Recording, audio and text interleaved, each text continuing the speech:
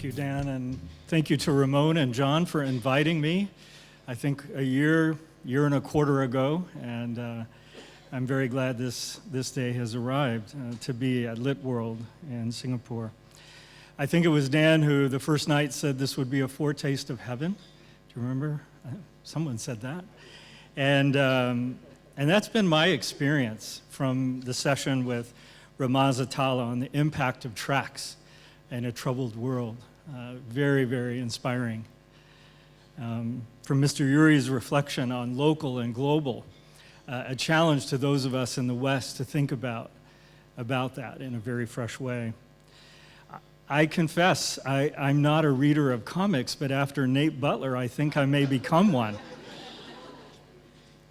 And then today, Dr. Solomon's address was an absolutely profound one for me.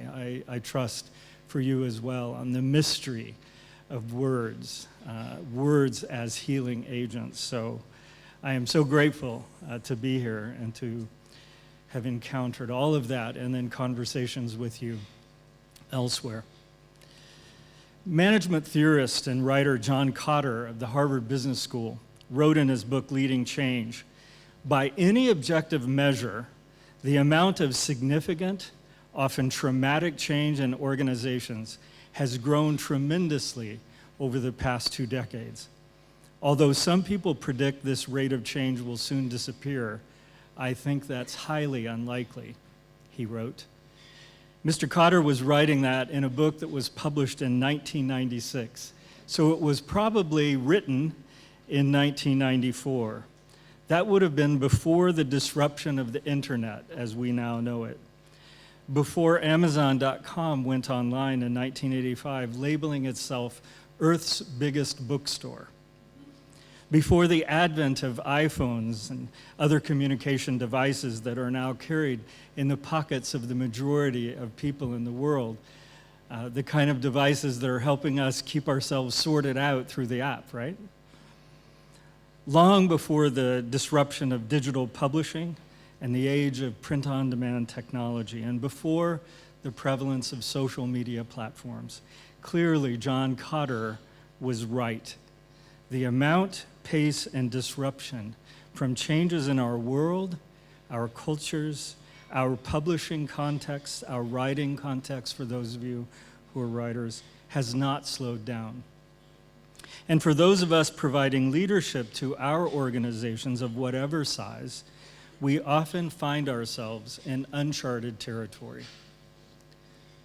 My work in publishing began the same year as Mr. Iwamoto's, in 1983.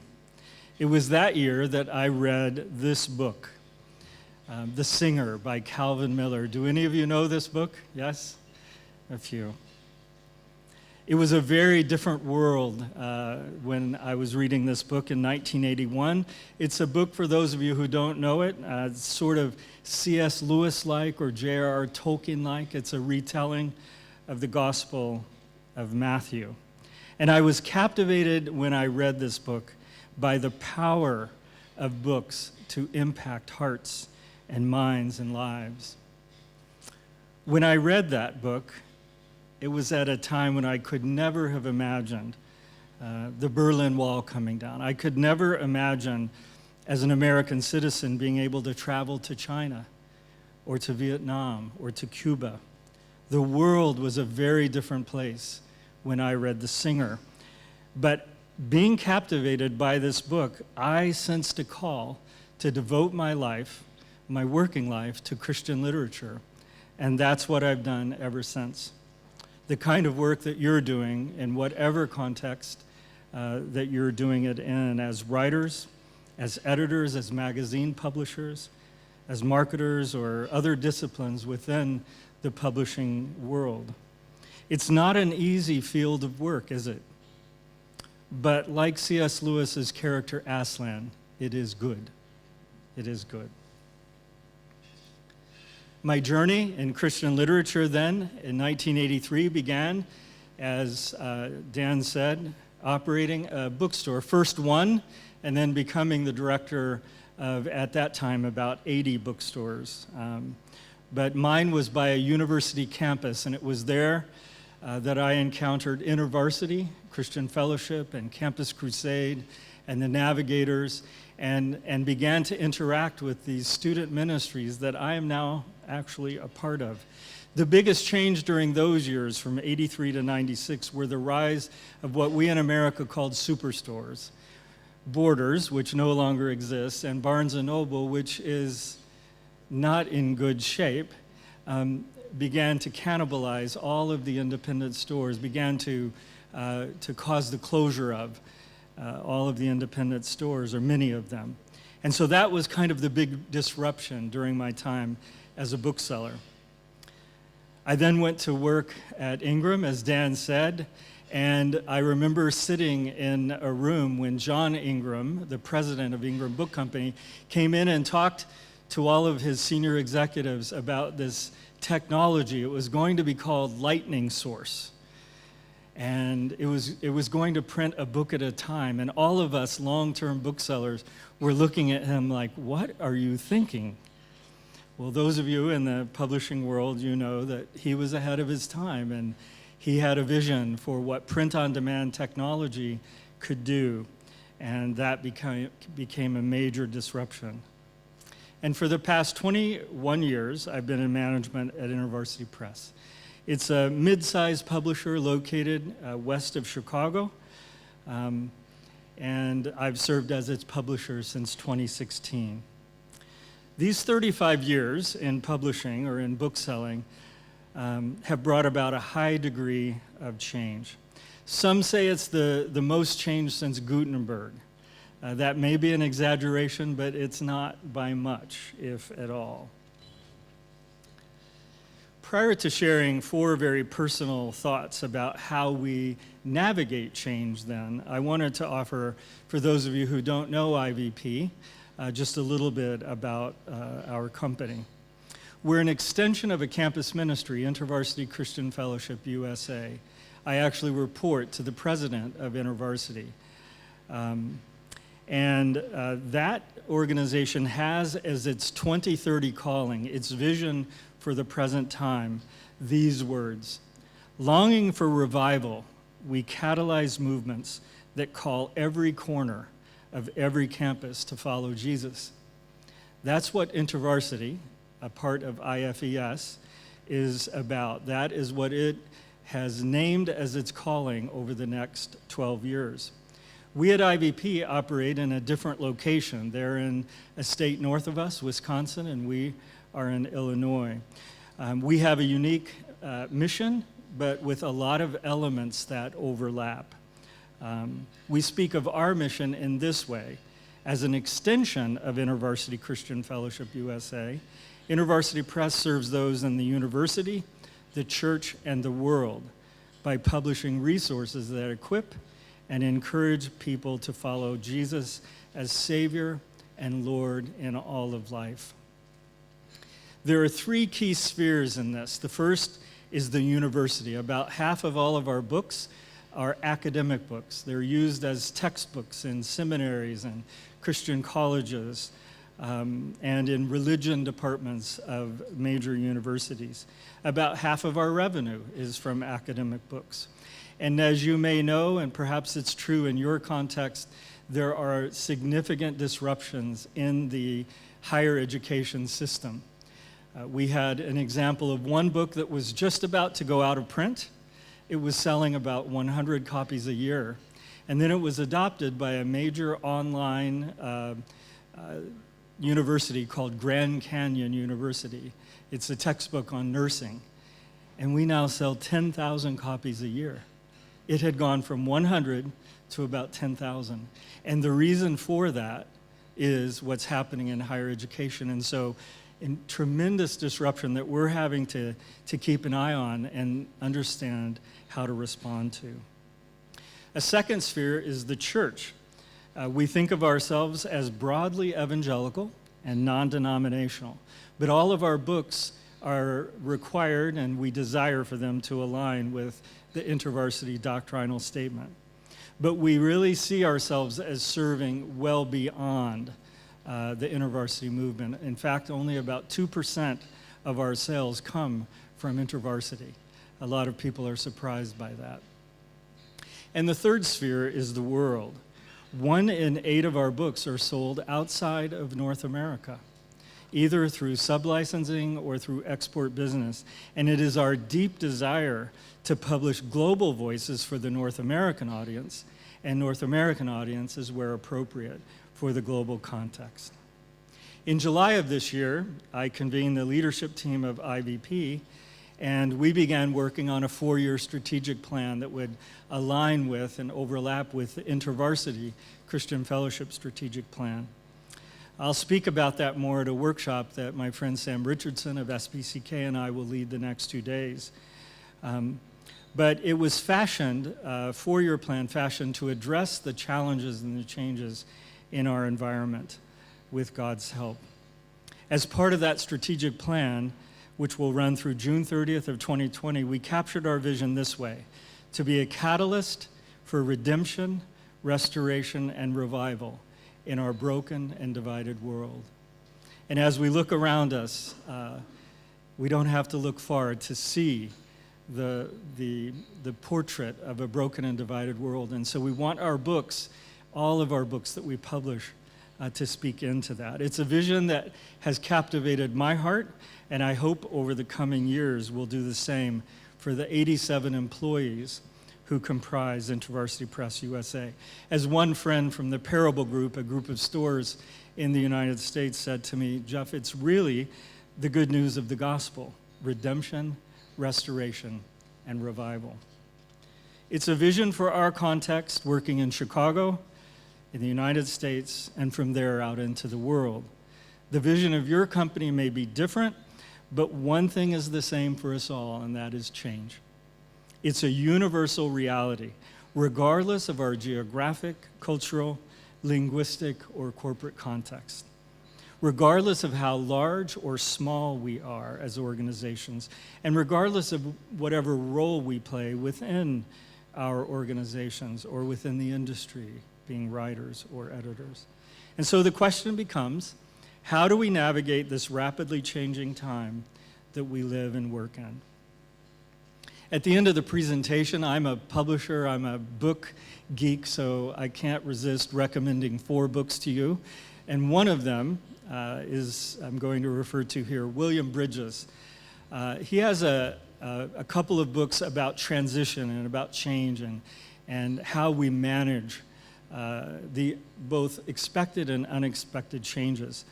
And so I'll talk more about that at the end, but he talks about how there are predictable elements to change or to transition on the part of all of us as people, on the part of all of our organizations. As change comes into our midst, there are endings, there are things that come to a close, things we have to give up, things that we have known. And there are characteristics associated with that of loss, of denial, of resistance, of excitement on the part of some, of fear on the part of others. Secondly, there is a neutral zone. This is a place where people feel disoriented by change. They may feel a loss of self-confidence. I knew how to work in that world. I don't know how to work in this one. And they lose their self-confidence. There's stress oftentimes in this neutral zone. On the other hand, some people feel liberation, that this change is going to bring about impact and growth, and it's wonderful that it has come. And then there is the new beginning, where ideally there is hope, new meaning, renewed energy, even as there may be frustration with some elements of the transition or change we have gone through. Throughout that spectrum, our values, beliefs, and attitudes about change and transitions impact how we see it, how we experience it, how we talk about it with each other. To the degree that we're self-aware of these transitions and can help others in our organizations navigate the predictable patterns of loss, questions, and hope, our organizations will build positively on change. As I thought about what to share with you about what are the keys for navigating change effectively, my list was originally 15. And then And then I remembered that John told me, you have only 30 minutes, and someone's going to be holding up a placard telling you when you're getting to the end.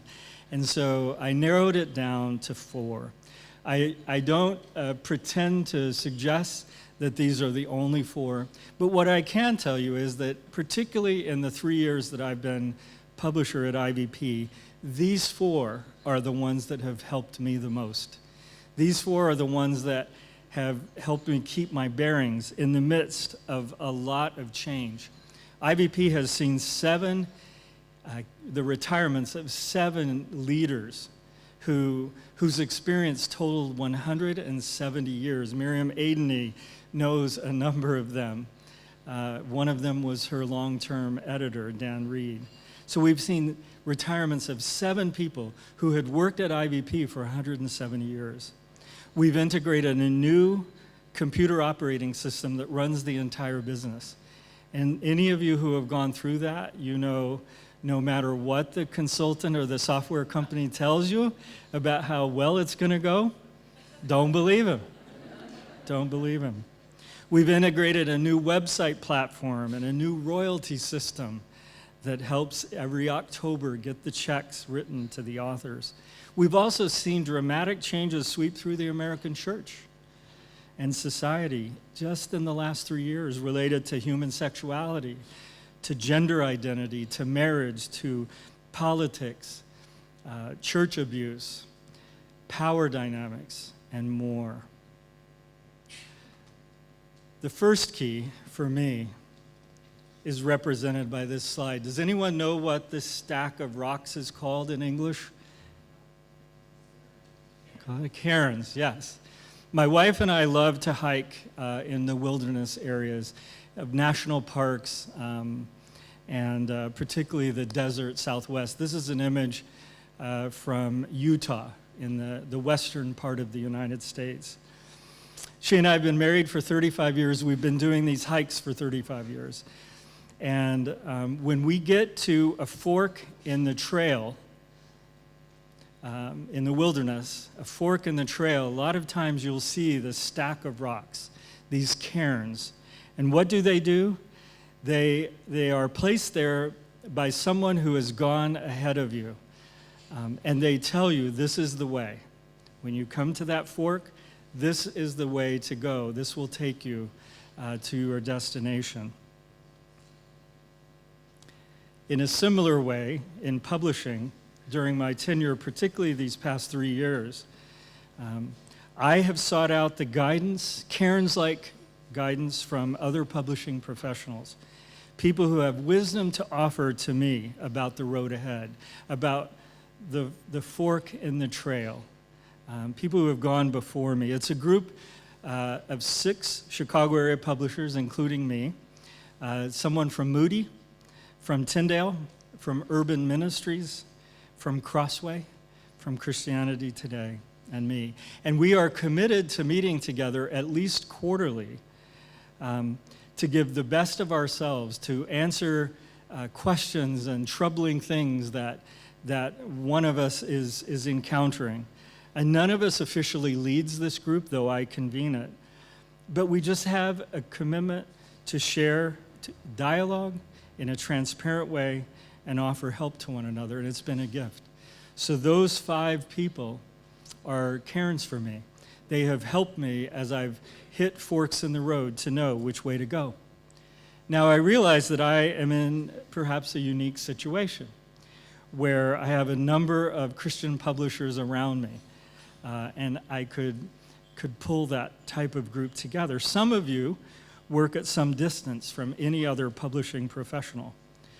But technology such as Skype or Zoom could allow you to meet with others, perhaps others you encounter here at Lit World when you go home, and offer community to you, be cairns to you in your own context. In turn, you may be able to offer that help to others.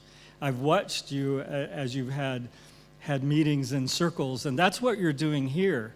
My encouragement to you would be, take that out with you. Take it home with you.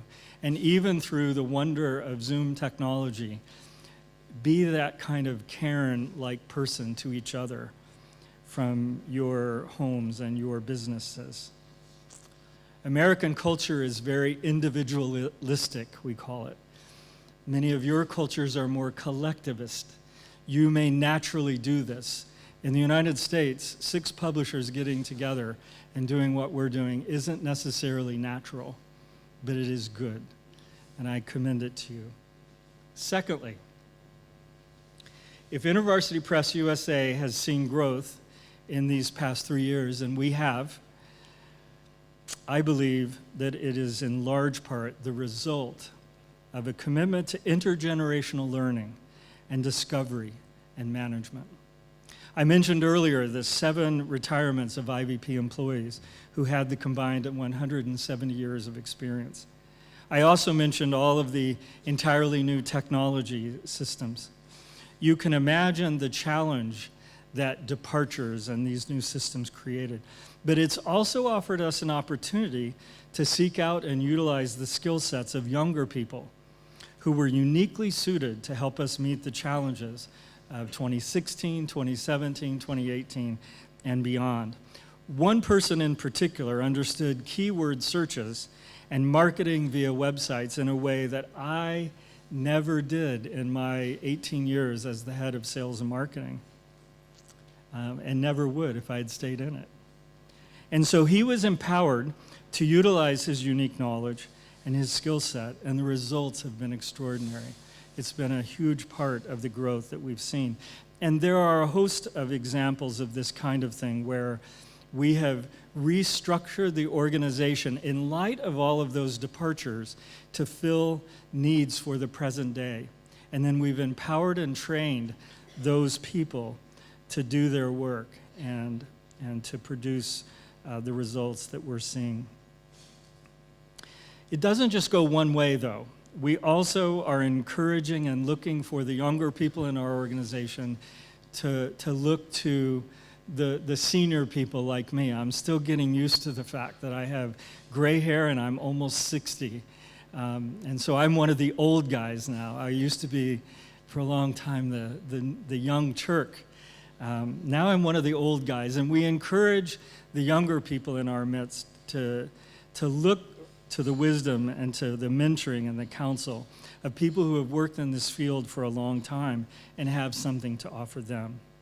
We've also broadened our leadership team to include multiple generations and perspectives and multiple ethnicities. Previously, our entire leadership team was Anglo. And we were missing, as we published books by people of color, we were missing a lot at the table because we didn't have their leadership perspective at the table. I sincerely believe that that as well has contributed to the results of the past 3 years. I was recently with Lindsey Brown. Do any of you know Lindsey from IFES? Yes. I was with him for 2 days, and he talked passionately about this idea of intergenerational learning and leadership, and he offered the paradigm you see on the screen. All organizations, he said, need people who understand the organization's distinctives, the guardians, if you will, of mission and identity.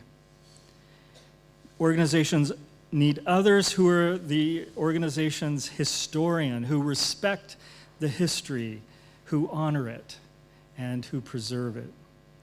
And every organization needs people who are visionary, who can anticipate change and help guide organizations through that change.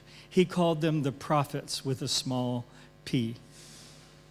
Forward momentum, Lindsey Brown said, comes about when people, often of different ages and backgrounds and skill sets, are brought together, working in community and collaboration with each other to achieve forward momentum and accomplish their unique purpose to the glory of God. Number 3, failure. That's often a negative word, right? And I'm saying it's one of the keys to navigating change. A number of years ago, I was impacted by a TED Talk by a Scottish economist named Tim Harford. I believe the TED Talk is called Trial and Error. And then he later wrote a book called Adapt: Why Success Always Starts with Failure. I commend both to you, but if your time is limited, look for the TED Talk, Trial and Error. I embraced this notion from his book long before I became publisher and have continued on with it over the past 3 years. The idea here is that we must maintain an openness to failure, but we must do it well. As organizational leaders facing change and disruption and all of the uncertainty and fear that can bring, we must maintain an openness to failure, but do it well. And what that means is, first, we seek out and new ideas, we try new things. Second, when trying these new things, we do it on a scale where failure is survivable, both for the individual and the organization. And third, we seek out feedback and learn from our mistakes as we go along.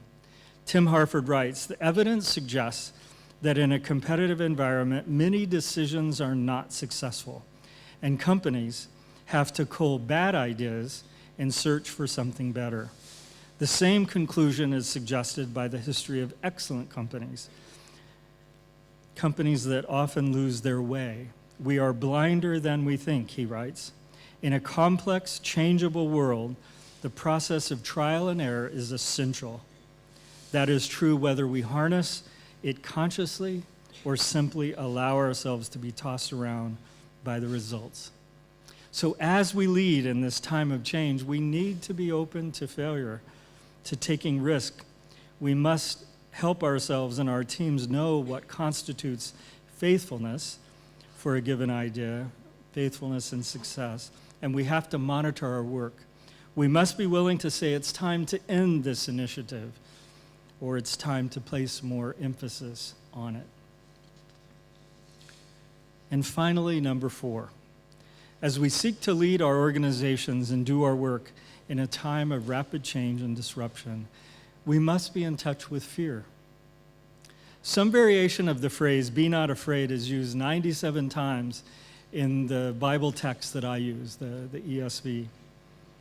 Whenever something is repeated in Scripture that often, I think it has something, it's something I need to take notice of. It's something I need to look at. It might just be a word for me. So this 4th key to navigating change in my own leadership journey has been to remember that biblical admonition, be not afraid.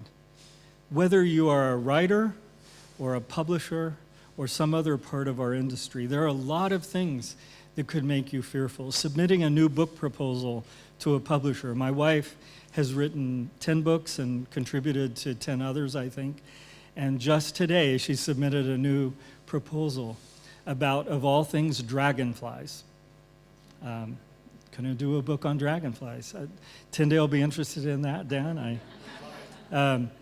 But as she submitted that proposal, there is fear. Will Northwestern University Press reject it? Or whatever location we are in the industry, there are a lot of things we could fear, and especially during my time as publisher, there have been some significant fear-producing things. Letters that arrive regularly from readers taking issue with something we've published. And we're hit on all sides of the spectrum of the American church. Employees who are struggling or disillusioned. Authors who find themselves in media stories due to some public failure. All of those kinds of things can produce fear. But remembering the biblical admonition to be not afraid, it doesn't mean the absence of fear in the midst of our work in publishing. Instead, I love what L'Arche founder Jean Vanier, he's a Frenchman who runs a community in France for people with severe, especially children, but also adults with severe disability. He says this in his new book about fear. Do not be afraid to give voice to your fears. The danger lies in letting our fears control us and in not learning to walk with them. It's important to put a finger on our fears and then to hear Jesus say, do not be afraid. As we go about our leadership in a time of change, may we always name our fears, put a finger on our fears, and walk with them, but not be controlled by them. And in the midst of it all, may we always hear Jesus say, "You are my beloved son or daughter. Be not afraid." These then are the 4 keys to navigating change, 4 of the 15 or whatever it was originally. But the 4 that have meant the most to me, especially in the last 3 years. Seek out guidance from experienced publishing people who have gone before you in this work. Perhaps it's someone who is here at Lit World, or a group in your own community, or someone who you may not even know, but who would engage with you via Skype or Zoom. I am aware of a publisher in an Asian country and a publisher in the US who met at a previous Lit World. I believe it was in Kenya. And they have subsequently visited the other's operation. So the American publisher went to the Asian country, and the Asian publisher came to our country. And they spent a couple of days with each other. That happened as a result of something at Lit World in Kenya. And I could imagine that happening to some of us here as we seek to support each other as we go away. Second, make a commitment to intergenerational learning, discovery, and management. Make space. If you're a company that's more than just 1 or 2 people, I realize some are smaller, but for those of you who have a team, make space for intergenerational learning, discovery, and management. For younger people and older to contribute to the vision and execution of the work at your organization. Third, be open to experimentation and failure, but do it well. Ensure it's survivable for the organization and for the individual. Ensure you have a clear picture of what constitutes success and faithfulness, and know if you're achieving it.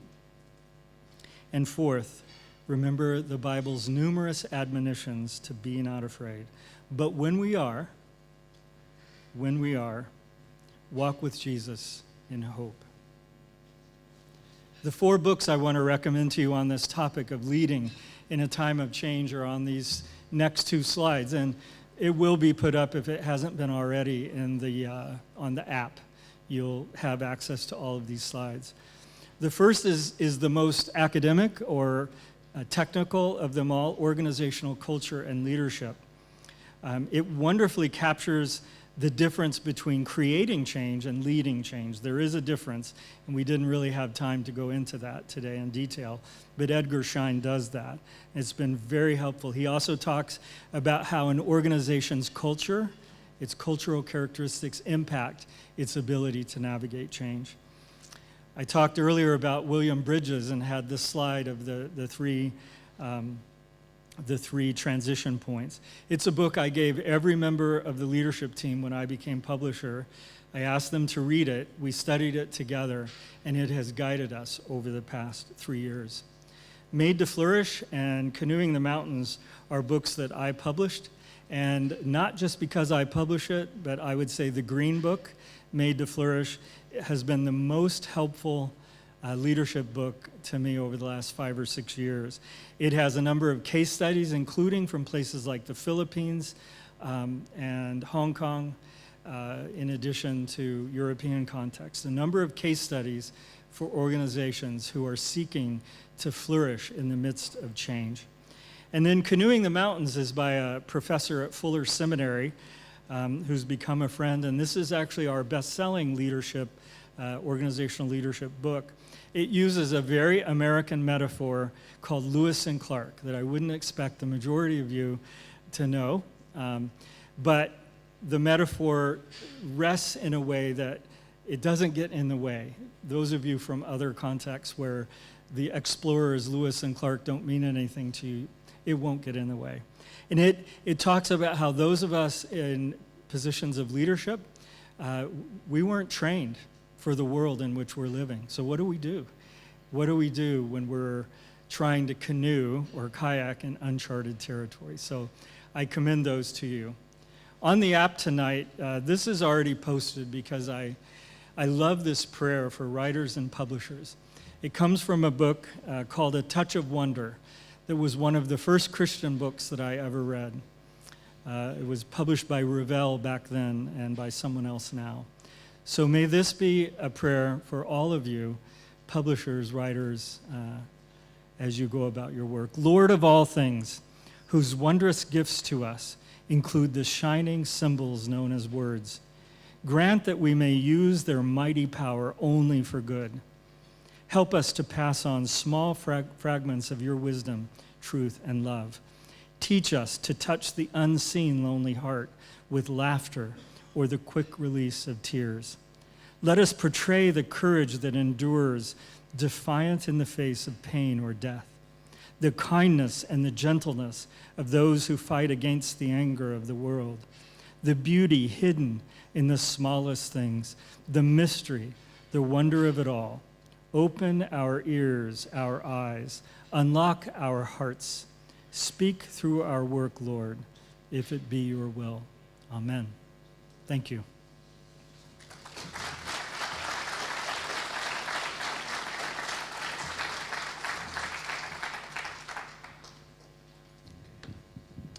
Good evening. 皆さんこんばんは。I'm 新一岩本。岩本と申します。クリスチャン3世です。I'm the third generation of the Christian family. 22歳の時に命の言葉社に入り、今年で35年 I になります。 joined Word of Life Press when I was 22, and this is going to be my 35 years. 昨年6月から社長に任じられまし And た I。became CEO since last June. 命の言葉社の歴史と現在を紹介します。 I just want to share our history of Word of Life Press first, and then share my opinions about the changing world. 第二次世界大戦、日本はアメリカ軍の無差別爆撃、原爆投下によりほぼ焼き尽くされ敗戦しました。 As you know, Japan was completely destroyed by the World War II, and in a way, we were kind of very desperate situations at that time. 日本の国は国土も人々の魂も荒廃していました。 So at that time, the Japanese hearts and Japanese people, physically, both mentally, were all destroyed and were very suffering in many things. その日本と日本人を愛し、福音を伝えるために、ティームの宣教師たちが来日しました。 During that time, team missionaries came from the States to help the Japanese people. そして多くの日本人が新聞や本を読む姿を見て、識字率の高いことに注目しました。 And then those missionaries saw the Japanese people reading books and newspapers were everywhere, and then decided, oh, they need some literatures for the Japanese people. 文書によって福音を伝えることが日本では有効であると分かりました。 And they found out literature ministry is the best tool to teach them about the gospel. 1950年、文書伝道のミニストリー命の言葉社を始めました。 So that's how 1950 Word of Life Press Ministry started.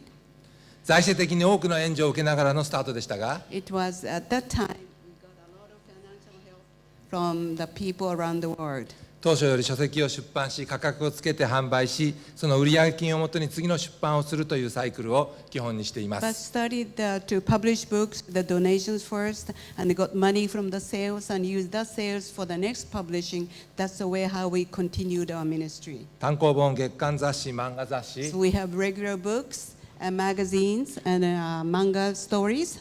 週刊新聞、聖書、 Also CD、weekly DVD、グ newspaper, ッ the ズを発行 Bible, しています。 CD, and various kinds of goods for the churches. Every Home for Christ in Japan は日本命の言葉社の中にあります。 Also, we have Every Home for Christ ministry in Japan too. 日本国内に9つのお店を直営店として And 経営 we してい also ます。 have 9 direct stores from our office. 今は海外からの支援はありません。 During this time in our age, we don't get any help from the United States or any country of the world. 日本の教会の状況を紹介します。 First, let me introduce the situation of the churches in Japan. 日本の教会は戦後、福音派を中心に成長しました。 Japanese churches have really grown right after the war when missionaries arrived. 現在はプロテスタント教会が8000あります。 There are 8,000 Protestant churches in Japan. 人口は1億2000万人、クリスチャンはその 0.8%、100万人と言われています。 And population is 120 million people, and the Christians 0.8%, close to 1 million people. 日本 And では Christian shops, we have 日本ではクリスチャンは少数派です。 the Japanese Christians are very minority in Japan. 日本の教会の成長のピークは1990年、その後は減少しています。 1990 was kind of a peak of the Japanese church's growth. Since then, it's kind of declining. その減少傾向と比例して命の言葉社の売り上げも減少を続けています。 The church is declining, start declining. Our sales are also starting to decline a little by little. 日本のキリスト教出版の状況です。 Japanese, this is the situation of the publishing of the Christian publishing in Japan. キリスト教出版を支えるキリスト教専門店はピーク時には全国に100店以上ありましたが、 We used to have 100 Christian bookstores all around the island, 現在は 50% に減っていま but す。 now we only have 50 Christian shops in Japan. また販売ルートも変化しています。 Also, the distribution routes have changed. 書店を中心にその地域の教会を自動車で巡回して販売するという外販という方法をしていましたが、 We used to go around the churches by vehicle and visit churches and start to sell books. 売り上げが下がる中で多くの書店がガソリン代と人件費を賄えなくなり、外販から撤退し、来店と通販にシフトしました。 But many Christian shops were not able to pay for the gasolines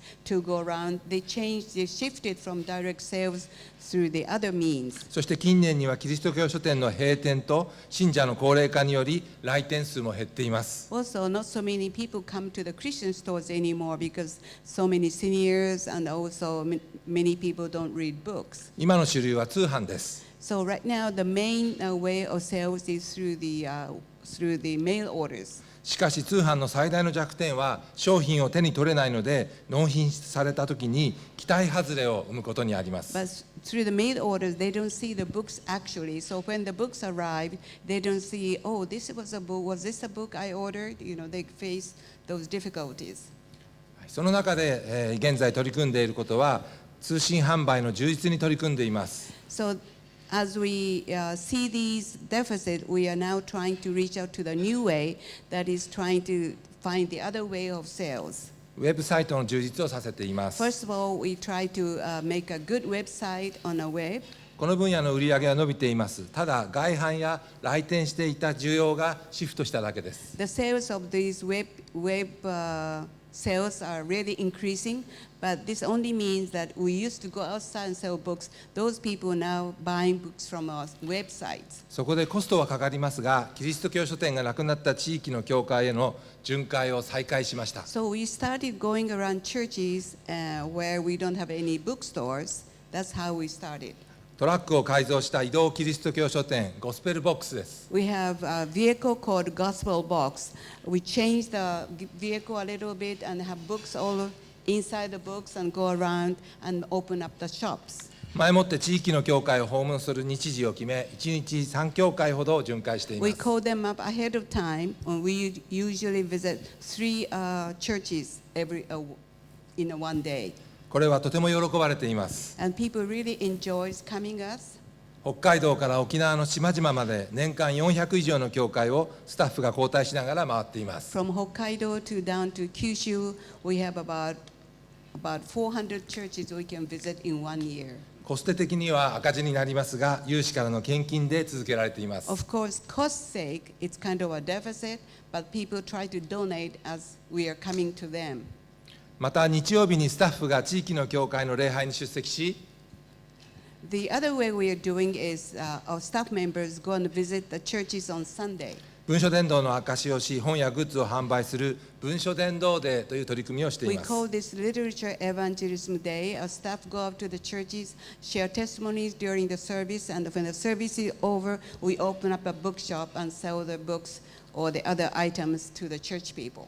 書店にクリスチャンが来ないなら、クリスチャンのいる日曜日の教会に出かけていこうという取り組みです。 Since people don't come to a bookstore, we are now going out to them, try to meet their needs and one by one.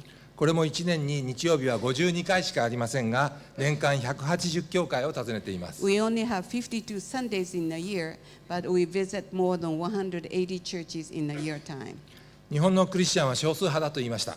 Japanese Christians are very small. しかし聖書やキリスト教に関心のある人は少なくとも人口の 10%、1200万人います。 It is very interesting to see the analysis that those who are interested in Christianity or the Bible is 10%, which is about 12 million people, which is very high percentage. この人たちを日本の教会はまだ捉えられていないのです。 And these people, we haven't reached to these 12 million people who are interested in the Bible in the churches but not heard of the gospel. しかし考え方を変えれば、伝道する対象、聖書やキリスト教出版を購入する層が日本にはまだまだたくさんいるということです。But this really means we have a big market for 12 million people who are interested in what we are doing, so we are trying to reach to these people. 収穫は多いのです。The harvest is very plenty, we think. この1200万人にクリスチャンではないが関心のある方々に読まれる出版物を発行することが私たちの命題です。So now our aim is to reach out to 12 million people who are interested in the Bible, who are interested in the churches, so that they can really see the truth, what we are trying to reach out. この1200万人に情報を提供するためにネットを活用することが命題です。So to reach out to these 12 million people, we are making a best use of the net sales. クリスチャン向けの情報サイト、 And also Christians information site on the web, 全国の教会や学校、クリスチャンショップを紹介するサイト、 introducing the Christian churches and Christian shops. 聖書やキリスト教に興味のある方々向けのサイトを構築してい And ます。 also we have a site for those people who are interested in the Bible in the churches but have never been to the churches. また現在、在日外国人クリスチャンが20万人から80万人います。Also, in these days, we have about 200,000 or 300,000 foreigners living in Japan. この方々とのネットワークはまだほとんどできていません。 And we still haven't had any network with these people. この方々と協力したいと思います。 So we want to cooperate to these people as well. 私たち命の言葉社は、キリスト教会の減少傾向の中で、また売り上げが下がる中で、その販売方法を変化させてきました。So we are trying to change the way of our sales as the church members are declining and churches are very weak, but we are trying to shift our changes, how we reach out to them. また既存のクリスチャンマーケットだけではなく、新しいマーケットに挑戦します。Also, we are trying to find out the new market where the Lord is leading to. それも地域教会の伝道に用いられるように。 But we also want to work closely with the local churches so that they can also be used by God through us. またノンクリスチャンに読まれる出版と宣伝方法に。 And we are trying to reach out to the non-Christian people so that they can be interested in what we are doing, they can be interested in the Bible. 同じ時代、同じ日本にいる外国人クリスチャンに。 Also, the same Japanese people as well as the foreigners living in Japan, we want to reach out to these people as well. 特に日本に1200万人いる聖書キリスト教行為層に福音が届き信じる方が起きるように。 Especially what we are interested in to those people who are interested in the Bible, interested in the Christianity of 10%, 12 million people. お祈りをお願いし So ます。 appreciate your prayers to reach out to these new areas of the people in Japan. Thank you very much.